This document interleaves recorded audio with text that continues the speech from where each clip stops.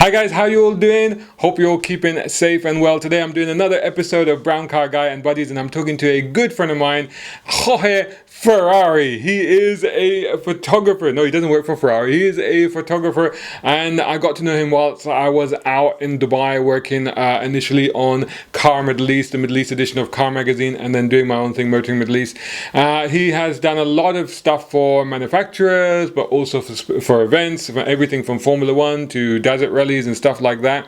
He's been a photographer for over 30 years, and most of that time he's been based in the Middle East, mostly in the UAE, but also interestingly in Kuwait. And I think there's a very interesting story to be told there, and we're going to get into that. Before we do that, make sure you're subscribing to this channel. Subscribe to youtube.com/brown car guy. Make sure you're following me on all the social media channels. Just search for hashtag brown car guy. You can see it there on my hat. That's on Instagram, Twitter, and Facebook. And of course, subscribe to browncarguy.com. Cool. Let's get into this.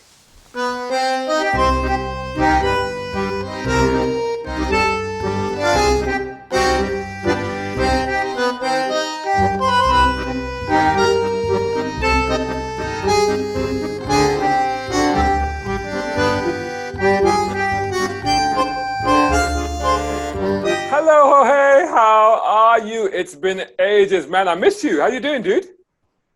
Well, I mean, okay, considering, yeah, we're all here. We're we're okay. Yep. How did you keep yourself busy during lockdown then? Because you're a guy. Well, I know you're a guy that likes to be out and about. If you're not taking pictures, you're doing your own sports stuff, aren't you? So you're always doing something. Yeah, I do a lot of other things also. I mean, during lockdown, first thing I tidy up the house, Yeah. my office, Yeah. and then my workshop. I have a workshop in the back, so I spend a lot of time doing that. And then also I have other interests. I have motorbikes and I have a boat. So I use the time. I could travel. I was not, because I'm in Sharjah, I'm not in Dubai, so I could travel to Fujairah where the boat is. So I spent a lot of time, and it was, I did have no contact with no one. So just go in the car, put some petrol, and go to the boat and spend a lot of time working on that. Where'd you go in the boat? Just hang out off the shore or something, or just what? No. I like deep sea fishing. Yes. Oh, right. Oh, cool. Oh, man. So that sounds like you had a pretty good lockdown then, actually. It sounds like it was pretty relaxing. Well, I think a lot of people, it depends how you faced the situation. Yeah, of course. Yeah. A lot of people panic, and I have to say, I mean, I think you go through all the stages. You go through the panic, but having been through a few crises, yeah, I knew that you have to keep cool and thinking that you are safe. You have a little bit of economically, you can see, you don't have see through, and you have a house, a roof over your head. Your immediate family are okay, so it was a matter of sitting it out, really. Count your blessings. So you touched on something really interesting there, which I want to get into, because another person that we've had on this Brown Car Guy and Buddies series is somebody that, of course, you know very well also, is Fraser Martin. And with Fraser Martin, he, just before lockdown, or just as lockdown had happened, he'd written this kind of guide to how to cope with it. And that was based on his experiences of being a human shield in Kuwait, where he was at the time of the first Gulf War. Now, I've known you ever since I first went out to Dubai, which was 2006. I think we probably met on a car event, maybe the Hummer event or maybe the Audi event, I'm not sure, but very early on. But we've done a lot of work together. We've done a lot of shoots together. But one thing I didn't know about you, and I only discovered recently from a Facebook post that you put up, was that you were in Iraq when it was invaded. In Kuwait. So, yes, of course. And then you posted up some photos. They were the first photos that anybody had seen of the invasion. Yeah, how did this come about? This must be right at the beginning of your career, surely, because you said You've been a photographer for 30 years, right? Well, a bit more than that. I started my official photography career in Kuwait. I was working there for my uncle, who is quite a famous photographer in Kuwait, and I went to stay with him and work for him when I was very, very young. And so I was there in Kuwait for 4 years when before the invasion. So we were doing a lot of commercial photography, but also we did stringing for Reuters. Uh-huh. And during the invasion, my uncle was on holidays. During the invasion, I went out and took photos of that 2nd of August, the day of the invasion, and and I managed to make it physically to the Reuters office, which was in opposite the Emir's palace. Oh my God. Yeah, exactly. I can imagine there must have been quite a bit of activity around there. Oh yeah, I had to go through a few checkpoints and bluff my way through, and left. Anyway, that you can read it in my upcoming book. But yeah, exactly, yeah. But I mean, forgive me for going down this route, but essentially, you came across as a white person in Kuwait at the time of the invasion. How were they letting you through and not basically kidnapping you at the time? How was that happening? Well, because I'm from Argentina, yeah, and a lot of the time, as soon as they ask you where you're from and you said Argentina, in those days, Diego Maradona was, no way. A lot more famous. It's like Messi now or whatever. So that was an icebreaker, and no Maradona led me through many. To be honest, up to this day, yeah. he helps me with my job a lot. God. So Fraser got done because he was Scottish, and you got away with it because you were Argentinian. That's amazing. Yeah, well, and also I was there for about 3 or 4 weeks during the invasion, and I had a lot of British friends, so they couldn't go out, because they would be taken like Fraser, as a human shield. Yeah. So I was doing their shopping. I was, liaising from one house to the other, taking, toys to the kids. Yeah. And because I could go through the checkpoints, no problem. Wow, that's amazing. So you were there for 1990. You said you were there 3 years before. So 87, 88, 89. 86. This is 86. Yeah. Okay, so 89 is actually when I started my career. So you must have been a young guy at the time. I am very young now. Yeah, it was. Of course, we both are. We both are. Come on. But I mean, that must have been pretty frightening, though. Surely, I mean, for something like that. I mean, we were in Jeddah at the time, and to be fair, it was only frightening on the first day, and after that, it was a bit of a joke. But on the first day when it happened, we were all a little bit like, "Oh my God, here comes the Scud, here comes the Scud." But you were actually there as a young boy. I mean, God, how was that felt? Well, it's difficult to put it in words. I mean, I don't think I was, like scared for my life at any particular point. It was more like a constant state of awareness, and you were not sure what was going to happen. So, but no, I didn't. Although I was out and about and even taking pictures and stuff, and I stopped a few times with the cameras and stuff. Yeah. And there were tense moments, but I wasn't super scared. I in the beginning, the first couple of weeks, also because that first wave of invasion, it was mainly with the Republican Guards, where they were professional trained unit. Yeah.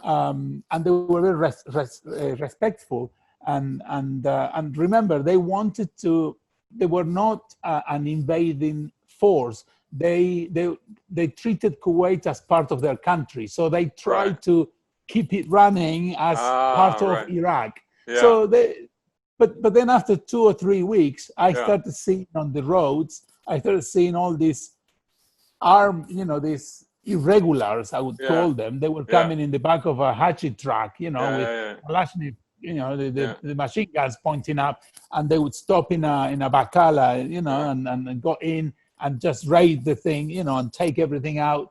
And then I started getting a little bit worried, and that's when we started thinking. I was married by then. My wife is British. Oh, you were married at the time? Yeah. We just married about a year ago before. Yeah. And so I started getting a little bit worried for her mainly. Yeah. So that's when we started thinking on how to come out.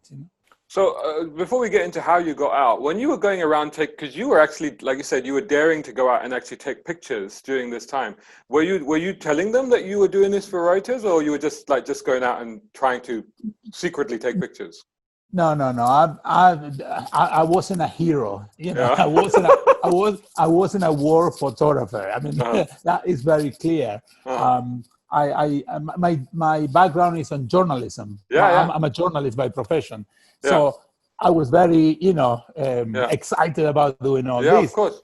But also, I've always been very cautious. So, no, I didn't go up to them and say, can I take some pictures?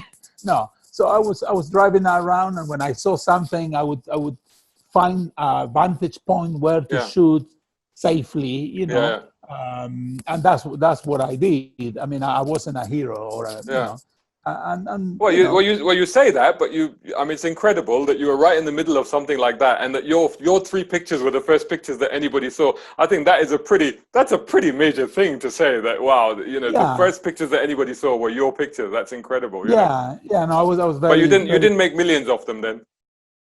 No, not millions, but no, I pushed Reuters for different arrangements. All right, that's good. So coming back to when you made the decision to leave, and and there's lots of stories of people trying to escape from Kuwait and stuff like that. So what route did you take? How did you get out of there? Well, this is probably it's a bigger story. I'll try to make it very quick for. Not to bore anyone, but no, man, this is not boring. Go for it.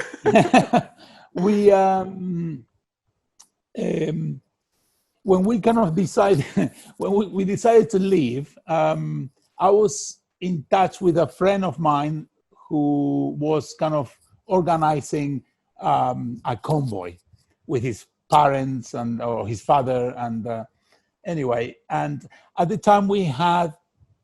In my house, I had 5 Kuwait Airways air hostesses that worked with my wife, because they were scared of being in the accommodation on their own.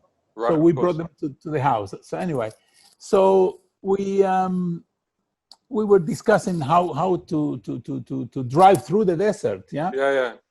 And I had a Suzuki Jeep. Wow. No, it's not the Vitara, the old one. The small Jimmy. one, the little SJ. Jimmy. Yeah, exactly. So, and I'd never driven on the sand, but I knew. But anyway, so we were planning, and we were exploring the ways to get out. And one morning, the telephone rings, and it's my friend saying, "We've got to leave now, because the soldiers are outside my house. We are really scared. We are jumping in the car. We'll pick you up. We'll pick up some of the girls, and we'll go out." I didn't know where we were going. I didn't know the route that we were going to take. So anyway, we started the convoy and head into the desert. Imagine, this is about this time of the year. It's end of August, more or less. Hot, lunchtime, really hot. Sandstorm picks up. Anyway, we're driving on the road, and out of and it was my friend and another guy that I knew, second, I was third, and behind me I had like 10 other cars, which I didn't know who they were. They were friends of friends of friends of friends. Right. So, and I didn't know who they were. Anyway, so driving on the road in the middle of this sandstorm, I see my friends just get into the desert. Just driving off into the desert. I said, "Oh my God!" I knew I had to stop and lock the wheels. Yeah. Okay, but And I thought, oh, what do I do now? Do I stop? If I stop, I lose them. Yeah. Okay, so if I don't stop, I will get stuck, most probably. But I took my chance and I drove. I thought, well, let's see if I can catch up and just stop and keep look. going. Anyway, I managed for some time, and then I got stuck.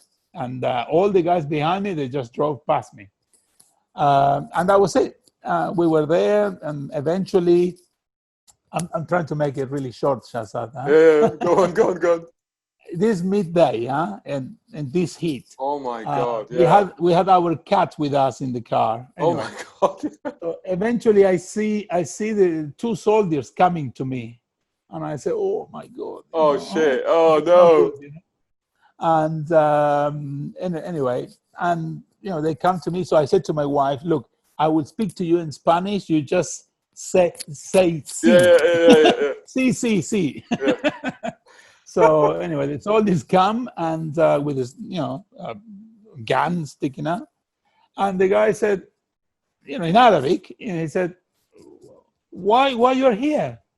And I said, "Well, I'm Saudi."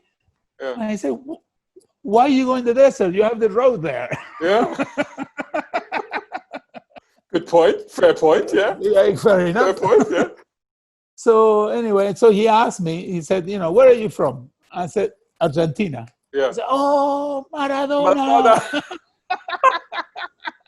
Maradona's your savior. I tell you, the patron Exactly. savior. the guy took his gun, leaned against the car, and started helping me dig out the car. And this was an Iraqi. This was an Iraqi soldier. Yeah. Anyway, so we couldn't get it out. Eventually, we went back to the road. We stopped a car that was heading towards Kuwait City. We stopped it, and some Kuwaitis there. They took us back into the city. And then I came back with another friend with a big car in the afternoon or the evening, and we took it out. So I recovered my Jeep. And when I went back, these guys were they had nothing. They were guarding the road. I took them a cool box with drinks, to say thank you. And anyway, so we came back into Kuwait, and again, to make it quick, the story, the guys that left, they eventually made it to Saudi. When they go to Saudi, they got interviewed, and to this day, we don't know why or how.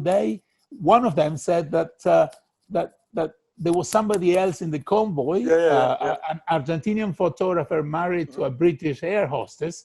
Can you imagine? 35 years ago in Kuwait, there were not many of those,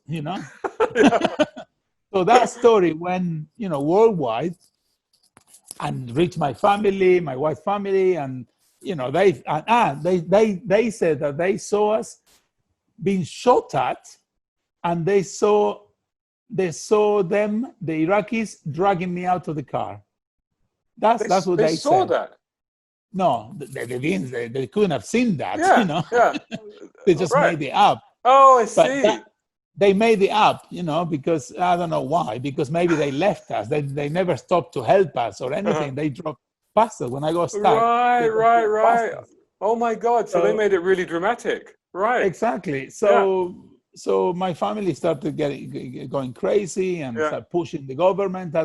Eventually, the consul, the Argentinian consul in Iraq, came into Kuwait to see what happened to me. Yeah. So anyway, he found me, and he was really obviously happy that I was alive. Yeah. And so were you. I didn't know anything about this. Right. All right. Oh, goodness communications. Gracious. I mean, oh my God. So anyway, so eventually he took us out, my wife and me. He took us out into Iraq, and then drove us to the border of Jordan with my Suzuki Jeep and the cat. And the cat, which I nearly lost twice in the border. Oh my God! I had to tackle her, twice. Anyway, so that's how we ended up in Amman, and eventually back to Argentina and England, and that's when I came into the UAE, because that's my amazing. wife father was working here in the UAE, so we made it back here. What an incredible journey! That is incredible. Yeah, that was the great escape gone wrong. That is ultimately. Yeah, pretty much. Yeah. Wow, but you still made it out. Anyway, I'm so glad you did, because then obviously we met Me too. in the mid 2000s, you know. And then you're a photographer, and you've shot like you obviously, I know you as a car photographer, but you've shot motorsports events. You've shot the Formula One. You're official photographer. You were for the Dubai Autodrome and for Yas Marina. You've done the Desert Challenge. You mentioned Jordan. You've done the Jordan WRC, and you've done the Desert Challenge. But you've also done tennis and rugby. I know you like playing rugby as well. Football, extreme sports. So, what is your favorite thing to photograph? I know it's famous about. I know you call Jorge Ferrari. And it's interesting, you got a Ferrari on top of your Facebook page for Ferrari photos. Go check it out, everybody. But when I say to you, like, you shoot a lot of cars and motorsports, are you into cars? And you're like, I don't like cars. Well, yeah, that's yeah. No, I mean, it's not that I don't like cars. You know, I'm not a petrol head. You know, and for me, you know, personally, yes, I like to drive a nice car. Which you've been in my car when I first bought it, and the Mercedes. You still got it? Yeah, and I love it. Have you figured out any of the buttons yet? Most of them. Well, that only took what, 4 years? But yeah, no, I like to have a nice car, comfortable car. I do a lot of driving to Abu Dhabi, so. Yeah. But no, I'm not. You know, I appreciate the nice cars, and but no, I'm not a petrol head. You know, like you guys. You know, that's why I feel a little bit sometimes left out. Not left out, but you know, like you guys know everything about every little nuts and bolts of the car. But you say that. Yeah, but you say that, and you'd go into the desert to shoot the Desert Challenge in your own Nissan Patrol, which you had at the time, and you've obviously quite a proficient off-roader. You still have, fantastic. That in itself is a collectible now, and you're obviously quite a proficient driver off-road. I mean, some of this must have seeped into you. I mean, you're spending, that's hard work standing in the middle of the desert waiting for a rally car to come by and take pictures of it. You know, it can't just be the job, surely. No, for sure. It's not just a job. I mean, anything in my work, everything that is action, you know, being you know, a fast rally car or a car on the track, or a swimmer, you know, or you know, anything that is sports and action. I'm very passionate about. I'm passionate about not the specific event, but more the you know, when people are competing against other people, but also against themselves. I get it. That very, very interesting. I get it. You're into the story. Yeah, for sure. That's what it's about, and that goes back to the fact that, like you said, you're a journalist. You got you actually have a journalist degree, 1983, and then you got photography degree as well. So you actually were trained as a journalist, you know. So for you, it was all about the story. That's really what I think interests you. So that brings me to a question. So obviously you've done. I mean, obviously paying the event photography, the sports photography, the big commissions, that pays the bills. The magazine stuff, the editorial stuff, there's even less of it now than there was when we were together in Dubai. But what interests you more? Because obviously with the editorial stuff, there's storytelling, isn't there? I would say perhaps the editorial stuff is more interesting for me. As a, you know, if I have a chance to do a photo reportage, then that is more interesting. But again, you know, after so many years of doing this, you know, you have to and doing a lot of work that you don't particularly like, you know, like all of us do. You know, press conferences, seminars, meetings, all the rest of it. I mean, I don't think there is one job that you do everything that you love. You know, there's something that you love less. Of course. But so I've trained my brain to always well, always to give 100%, no matter what job it is. Mhm. And always when I go, sometimes, you go to a job, you think, oh no, this is, it's so boring. But even then, that's even more challenging for me, because then when I say, no, I'm going to come out of this job with at least one brilliant photo for myself. Cool. Yeah. So That's a good that's the approach. attitude. Yeah. Yeah. That's Yeah. the attitude that I go Yeah. to a job. And obviously I respect, everything else that the client needs, Yeah. because at the Yeah. end of the day, someone's paying me to do the pictures that they need, not, Yeah. not my pictures. Of course. Yeah. I have discussions with colleagues of mine that Yeah. sometimes they go and they do what they want, and then Yeah. the client is not happy. They're Yeah. brilliant photos, but Yeah. not what the It's client not what they wants. And I wanted. say, Yeah. Yeah. Yeah. exactly. I mean, Yeah. fine. You're showing the client that you're a brilliant photographer, Yeah. but you are a terrible businessman. Yeah. You didn't meet the brief. The brief is the most No, important thing. Yeah. Yeah. exactly. Yeah. But with that attitude, I always go and I say, I will go. And sometimes even the client or that doesn't really help you to achieve what you need Yeah. for them. Sometimes they don't And know what they need. You have to understand. You have to try exactly. and understand their needs by understanding what they're trying to achieve.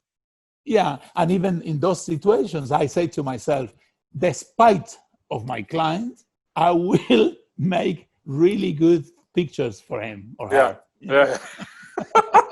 In spite of who they are. Yeah. In So. spite of what they're trying to stop me, I will Yeah. still do it. So one of the reasons that obviously that obviously we hit it off straight away. Like I said, I can't remember. I think it might have been the Yeah. Hummer event that we met at or something. I still have a picture that you took of me at the Hummer event, which is one of my favorite pictures. But anyway, but we hit it off straight away. And obviously I was editor of Car Magazine at the time. And one of the things that I really struggled with when I first went out to Dubai was trying to find good photography. And as you probably know, I had to resort for a while to actually flying photographers from the UK, because I couldn't find car photographers in Dubai that actually could do what I needed them to do. And I wanted to really raise the standard of car photography for Car Magazine, because obviously that was the brand ethos. And because of that, you and I did quite a bit of work together, because in my eyes, like you were the best car photographer in the UAE. But things have changed a lot since that time and now. So like at that time, I could count the number of car photographers I wanted to work with in the UAE was one. That was you. That was it. But since then, I mean, a lot of great young talent has come out. How do you think that that's happened over the last 10, 15 years? Well, I think it's I think it's logical. I mean, it's a growth. First of all, there are a few factors.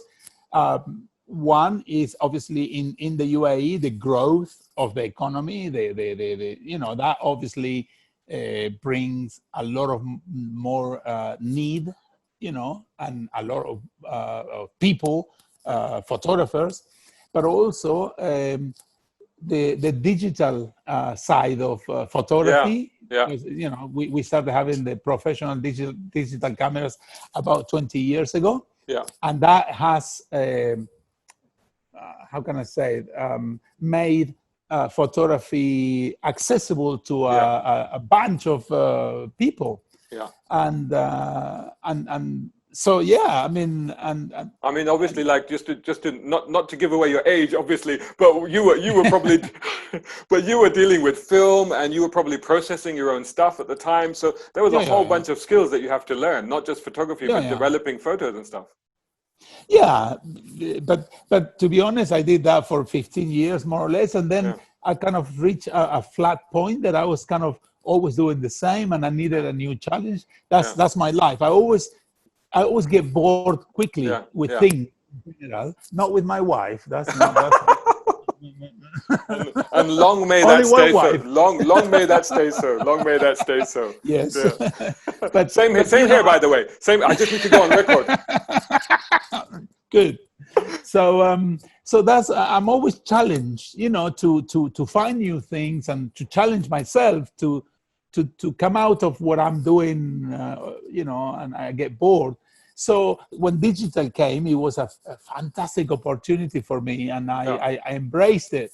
And a lot of photographers at that time, they didn't. They said, oh, no, this is not going to work. I love that. I love that about you, because that is absolutely true. There's so many photographers that I knew at the time. They were like, this new digital stuff, that's not proper photography and this and that. But you were like, no, this is cool. Bring it on. I can do. Yeah. Because some people say, I'll do it. Yeah. But some people, they look at technology like Photoshop, for example, and they go, well, that's cheating.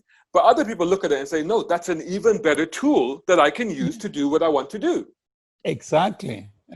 Well, again, Photoshop, I am, you get amazed by what you can do. I don't do it. I never went. I do it to help a little bit of what I do, but I don't do major productions. Yeah. And that's mainly because also I'm sometimes a little bit lazy to learn all these very complicated systems or steps. But I would add that that's also because the stuff that comes out of your camera is great to start with. Let's be honest. Well, like for people like me, I do a lot of Photoshop because I'm an amateur photographer, and I'm trying. And again, like you say, because digital photography democratized photography, and suddenly people like myself became kind of photographers because we were able to experiment and learn. But you're quite right. I mean, you use the tools the way that you can use them. But go on. No, go on. So I mean, how have you found this technology? And what's sort of your favorite aspect of digital photography, and what has it allowed you to do that you weren't able to do before? Okay, let me go back a little bit about Photoshop. No, I think to me, what it counts is the final image. You know, it's what what you show to people. Yeah. And with Photoshop, I mean, and you yourself, you do fantastic stuff. You're too kind. kind. I love what you. No, really, honestly, I do. No. No, I'm not too kind. I love what you do. Generally, you do really nice, and it's a matter of taste and what other people like, and that is brilliant. What with Photoshop, when I have an issue is if you show me a picture and said, "Oh, I just shot it," people that people that don't own up to use Photoshop, and they try to pass it as, that's how I. Here's a picture I took. I am a great photographer, and that's it. And that's and that technically it's impossible to do what you see. Yeah. So I have no problem with the image. It's absolutely, and I love to see and the young kids and the not so young kids that they do a lot of manipulation in car photography, like you were talking about. Fantastic. My issue is when they don't own up to say, don't own up to what they're doing. I'm not a 100% photographer. I'm a 60% photographer and 40% Photoshop artist. And it's fun and it's art. Yeah, it is art, absolutely. So going back to my question about what is your favorite aspect of the new technology, I mean, like one of the things that I like is the fact that when we used to shoot film, before you had like 36 shots or 12 shots in a can of film, but now you can go out and you go shoot about 100. When I come home after a shoot, I have like 800 shots, that I can then go through and decide what I want to use. But that's one of my favorite things about it. What's been your sort of favorite aspect of modern photography technology? I mean, it's part of that and the ease of use. When I started with digital, I had a contract with a rally team. It was Marlboro, wasn't it? Was it Marlboro? Yes. Yeah. So that was Marlboro Middle East. You were shooting all the local rallies and all stuff. The rallies, yeah. So cool. My contract was to do the photography, but equally important was to be able to send those pictures back to the countries, the regional countries. So I started the job. I did it for like 10 years or something. Yeah. That was like, I started with film, and I had to, I arrived to Jordan, let's say, opened the door of the hotel, go into the bathroom, install my lab equipment, go into the telephone, with my screwdriver, took the plug out, start playing with the cables to connect to my modem. Oh my God. So I could, So I used to develop the negatives in the bathroom, dry them with a hair dryer. Imagine when I used to go and buy hair dryers to the shops, they thought I was crazy. Anyway, scan the negatives on the scanner and then connect them to the computer. Wow. And, on the telephone line that was before internet. Yeah, you had to call somebody in Saudi Arabia and say, "Hey, Mohammed, I'm going to send in 5 minutes. Make sure your modem is in receive mode. Okay, okay. God. Don't answer any calls. Okay, okay. Now 5 minutes. Reconnect the cables, to the modem, and send, and that's how we. So imagine, I'm very quickly. I'm telling you. Imagine when the professional digital cameras came out. My eyes went like that, and I thought, brilliant. That entire process, God. Exactly. Entire process, amazing. And I was the first professional photographer in the region that had a professional digital camera. Yeah, that's amazing. You're a pioneer. So we are running out the clock as usual with these things. And I know you're a Canon ambassador now, aren't you? You do stuff for them. Yeah. So you do storyteller. All right. So do you do teaching as well?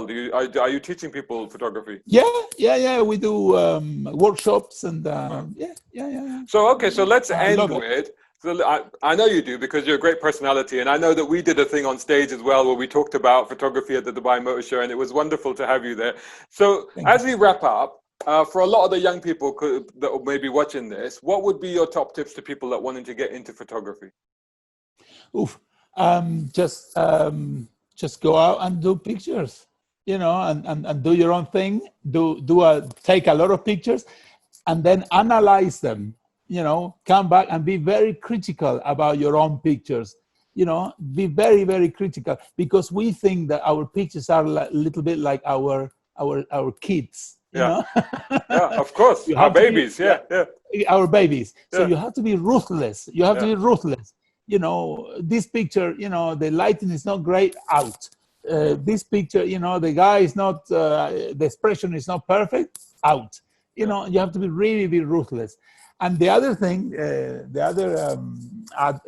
quick advice is to look at other people's work. You will not believe how much you can learn by looking. And it's not to copy, but to see. It opens your mind, And when you want to do a particular kind of picture, there's no excuse now with the internet not to research. Go and do, let's say, rally photography, jumps. Just see how other people do these shots. And the more pictures you see, the more you absorb, and that will come through into your photography with your own personal touch. Amazing advice, absolutely brilliant. Thank you so much for that. Jorge, it's been absolutely a joy and a delight. I don't know why we haven't done this before, to catch up with you. And I can't wait to see you maybe in Dubai, maybe here, whatever, when this whole thing sorts itself out. I hope to see you again soon, buddy. Thanks so much for doing this. I come through London quite often. My son lives there, so we need to meet up next time, yeah? Definitely. Thanks so much for doing this, and catch you again soon. See you. My pleasure. See you, Shazad. Bye-bye.